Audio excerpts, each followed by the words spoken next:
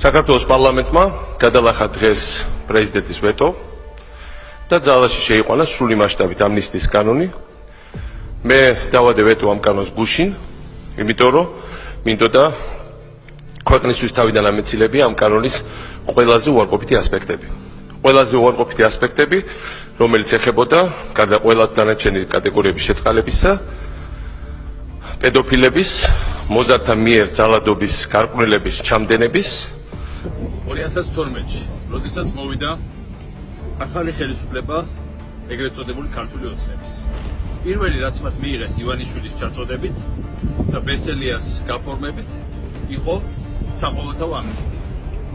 მე მაშინ პრინციპში არ ვიყავი ამნისტიის წინააღმდეგ. ოღონდ ერთადერთი რაც მოვითხოვე ძალიან კატეგორიულად, უბრალოდ მეხვეწებოდი, ვემუდარებოდი რომ გამოეშვათ შეიძლება ბევრი ვიღაცა, მაგრამ არ გამოეშვათ მძიმე მკვლელობების ჩამდენები და მძიმე დანაშაულის და რაც თავი არ გამოეშვათ პედოფილები.